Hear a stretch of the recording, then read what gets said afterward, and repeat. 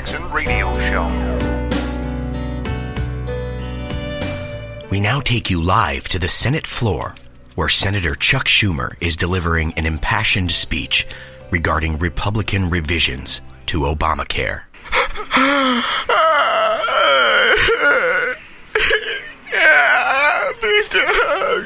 Oh God, no. It hurts. It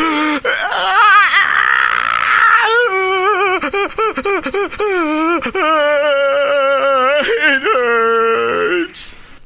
Wow, just amazing, incredible, absolutely riveting speech by Chuck Schumer. He outlined the official Democratic position on Trumpcare with elegance, poise, and emotion. Stay tuned after a word from our sponsors. We have more breaking news. Scientists have officially proven beyond a shadow of a doubt that all white people are racist. You are not going to want to miss this. Stay tuned. We'll be right back. This is CNN. McDaniel is with me now, and thank you for coming back here, and good morning to you as you travel in Denver, Colorado. How big of an issue is this when you consider health care and taxes and whatever else there is to come?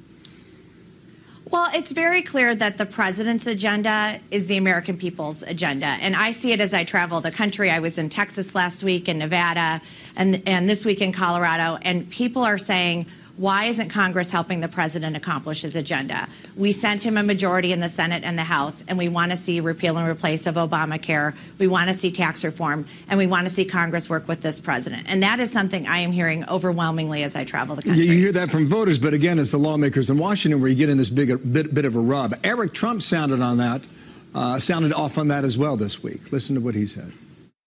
I want somebody to start fighting for him. Republicans are raising 7 times on a monthly basis what the DNC are. Like, why wouldn't they embrace that? Why wouldn't they carry out it? My father has the voice of this country. The people of this country love him. Why wouldn't they get in line? So if he's right, and go ahead and tell us if you agree or not, how big of an issue could this be? Well, I agree with Eric. Our base loves the president. This was a change election. They sent a change agent to Washington, and Americans were saying, we need somebody who's going to go fight for us. We need somebody who's going to lobby for us. We don't have the special interests in Washington, and that's what they saw in President Trump. And he needs partners in that. I think the Senate and House are going to work with him. They need to. But President Trump's not giving up. And I think this health care situation where the president is saying we need to keep fighting and we need to keep getting back to the drawing table is a perfect example. Listen, California yesterday, Anthem announced that they're going to pull out of 16 of 19 markets in California, and premiums are going up. Why should Washington give up on health care relief when Americans are still hurting? And the president is showing that he's going to fight for them every step of the way. What is his obligation toward them?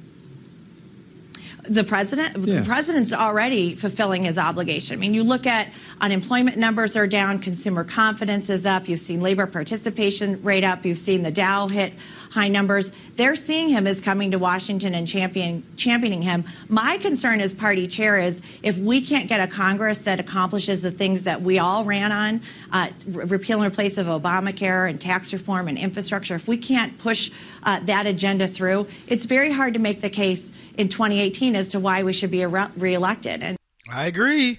Welcome back, everybody. Kevin Jackson here. It's the Kevin Jackson Show. Unbelievable. She's making an amazing case. Look, this is not just about Obamacare. This is about the economy in general. This is about, look, let me just go to a poll. CNN did a poll and said Trump is at 38% approval. Now, I'm going to tell you right now, I know that's a lie. You know that's a lie. We've discussed polling enough to where we all understand where these numbers are coming from. And I know that there was something that came on that said, well, look at McConnell's approval at 17%. Look at Pelosi's approval, 30-something percent. And Schumer, lowest approval numbers for all of them. The numbers don't matter. First of all, their numbers are probably worse off than people are even saying, but Trump's are certainly better. But it doesn't matter. You have to use common sense. You have to start looking at all these issues one by one. Who's passionate about immigration, for example? The people that are anti-illegal immigration. Are you passionate? If that's your cause, you love Trump. If you're passionate about refugee resettlement, you love Trump. If you're passionate about not being embroiled in wars for no reason, and then when you get embroiled in them to win, you're for Trump. If you're passionate about growing the economy, you're for Trump. If you're passionate about capitalism. Now, what's the flip side? Is there any passion against him? Other than being against Trump, what passion can you share that you say, I'm for illegal immigration? How many people do you believe in America are for illegal immigration? How many people do you believe in America are for refugee resettlement? You getting it? How many people in America do you think are for the weak foreign policy that we had for appeasement? One world, new world order, whatever you want to call it. How many people are for that? You see what I'm saying? They're never going to show you the flip side of an issue. I don't know what the polls are. I don't know what questions they ask, but I can tell you this. I don't know very many people who are for illegal immigration. I don't know very many people who are for raising taxes. Oh, they'll say it. Raise taxes on the rich. There aren't that many people who are for raising taxes. There aren't that many people who are for Obamacare. So the only thing, and for the record, that's why the Democrats are struggling with their message. Take any of those. Give me something that galvanizes them. Let me ask the question this way. Okay. How many people do you know who are for smaller government? You starting to get it? Hey guys, we got an echo. I know we've moved, but we're gonna either have to fix this in post or something, because this is just, yeah, I can hear it. I know you're working hard in there. I'm not gonna give you any grief. As you guys know, we moved our studio, and so you're gonna have to deal with a few things here on the show. Anyway, let me get back to this. So the number of people that you'll talk to who are for limited government, who are for capitalism, who are for a strong military, who are for keeping America out of harm's way. That's America, man. And the left can't seize on that because they don't have anything that you can be for. Oh, we're for multiculturalism. Really? Well, we are multicultural. We've been successful at it. And what you're doing is doing something different. You're tinkering with multiculturalism, and it's destroying us. We are not for the multiculturalism that you've converted the one culture of America that absorbs all the other cultures. They don't beat us, folks, in any area. And they can't figure it out. And being honest with you, I don't even care. I don't care. Maybe you may care. Let's play that clip. There's I think this guy may have been a Democrat who voted for Trump, but he's a new Nebraska Trump voter. Let's get that clip. Yep, he's laying the groundwork for the future for us, for the military, for our national security, and for employing people. And that's awfully important. People have got to have jobs so they feel comfortable, and then when they know the military is strong, they feel safe. They just want to make sure they have a paycheck and that nobody's threatening their life. Welcome back, everybody. Kevin Jackson here, KJRadio.com, 844-551-8255. So, see, that guy sums it up. Look, I don't know who he was. He's an ordinary-looking dude from Nebraska. And he's telling you, you know what people want? They want to live their lives unencumbered. They want to live their lives where politics can operate in the background and it's no longer in the foreground.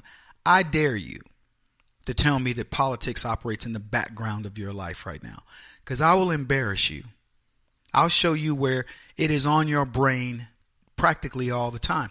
I remember a time, and most of you do, when politics was so secondary to your life. It was like, oh, geez, got to get the taxes ready. And that was it. That's all you cared about politically. Or you had to get your tags done. Or, it infused itself here and there. Nowadays, you would have to be practically a recluse to not have the government impact you. And you can't be a recluse. Because the government's going to get you. They're going to get you in your property taxes, personal property taxes, registration of cars, fishing. If you want to be Kaczynski and live off the grid, you can't get a fishing license, a hunting license, own a gun, whatever. They are going to. There are places where they want to register ammo. I think you have to register ammunition when you buy it. Things like that. That's how obtrusive government has become. And they wonder why they cannot destroy Trump's base. Trump's no mystical, magical guy. He's just the right guy for the right time. And I think most people are starting to see this. Disregard these polls, folks. We got a lot to talk about when we come back. I'm going to play a host of clips I've been wanting to play since I left for break. Kevin Jackson on the Black Sphere Radio Network. Do you owe back taxes to the IRS or state? The secret to avoiding the IRS nightmare is to seek professional representation. My friends at Security Tax Associates provide the most cost-effective and ethical representation in the industry while helping to avoid seizures, levies, and wage garnishments. Security Tax Associates is here to ensure that the appropriate steps are taken to permanently eliminate any possibility of future tax burdens once and for all. For a free, no-obligation consultation, contact Security Tax Associates, 844-779-4177. That's 844-779-4177. 844-779-4177. Or visit them at securitytaxassociates.com.